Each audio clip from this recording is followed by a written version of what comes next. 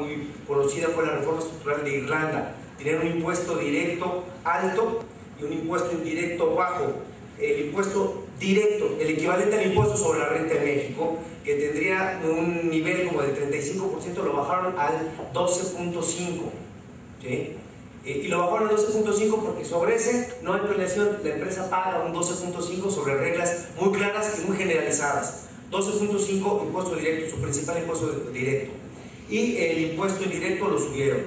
El efecto de la recaudación en el corto plazo bajó, pero en el largo plazo subió. ¿Sí? ¿Por qué? Porque estás fomentando la reinversión, reactivando la economía. ¿Sí? El problema en México estructural es que la mayor parte de las decisiones que se toman son de corto plazo, no de largo plazo.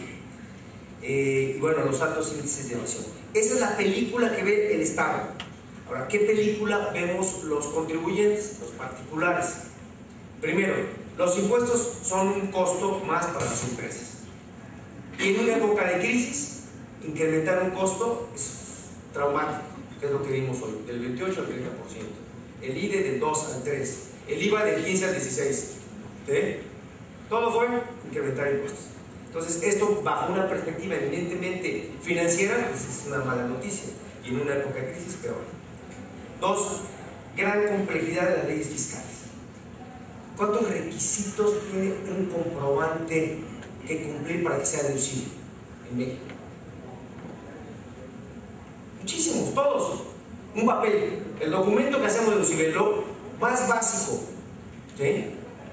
Tiene que tener nombre, registro federal, impreso en un lugar especializado, tiene una caducidad del documento, o sea, la factura se puede utilizar de tal fecha a tal fecha.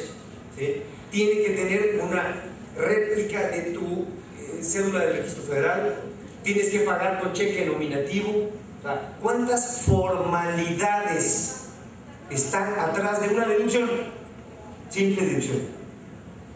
O sea, tenemos un sistema fiscal verdaderamente complejo. La película que vemos los contribuyentes.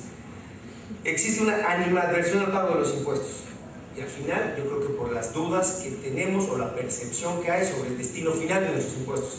¿A dónde se van mis impuestos? ¿Para qué van a servir? Al final del día. O sea, ¿me regresa como servicio público, como seguridad de mi familia, como educación o no? Inconsistencias y cambios permanentes en las leyes. Entonces yo a veces no entiendo. Hubo algunos años que la miscelánea cambió 25 veces. Los que tenemos suscripciones de estas revistas especializadas, te llegaba la suscripción, estabas poniendo un artículo y ya el que leía el libro oficial, esto que estabas colocando en tu libro, que llega con un desfase de 30, 40 días, ya era obsoleto, ya no servía. Ha habido misceláneas que a los 3 días de la reforma cambian lo que se acaba de publicar. O sea, entra en vigencia 2 días, 3 días. ¿Okay? Esa es la realidad de cómo vemos. ¿Cuál sería una propuesta de reforma fiscal integral? Para mí, mandé 7 directrices muy sencillas que creo que pueden tener un elemento. Una básica, eliminación del IET. Creo que es un Frankenstein, creo que es obsoleto, creo que es catastrófico tener un impuesto que no se entiende bien el objeto y que en una época de crisis castiga a las empresas que tienen deudas y pagan intereses. ¿Sí? O sea, castiga a las empresas que están tratando de sobrevivir. Absurdo. ¿Sí? Yo eliminaría el IETU y lo fusionaría con el impuesto sobre la renta. Hay que tomar las cosas positivas del IETU o sensatas que pueden ser interesantes. Un esquema de flujos de efectivo.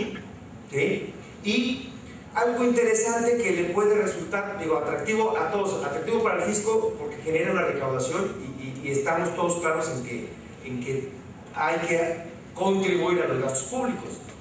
El tema del flujo efectivo, el IETU tiene mucho éxito porque yo digo que es el impuesto de la papa caliente. Alguien lo va a pagar, ¿sí? Y ahora los que se queden con flujo, con tesorería al final del mes, terminas pagando impuestos. Entonces, alguien paga, el que recibe cobranza, manda y deduce, y el que recibe el ingreso se lo manda a otro, y alguien al final del mes tiene que pagar el impuesto. A lo mejor quedarse con un esquema Fusionado impuesto sobre la renta, quieto, flujo de efectivo y que tenga esa característica. Bajar el impuesto sobre la renta corporativo, yo lo bajaría a un 15%, entre un 15 y un 22.5%, sin exenciones que fomenten la reinversión y el crecimiento económico. Un impuesto sobre la renta corporativo bajo que te permita reinvertir. Un impuesto sobre la renta alto cuando te lleves el dinero a la bolsa, entre un 25 y un 28%, sin exenciones.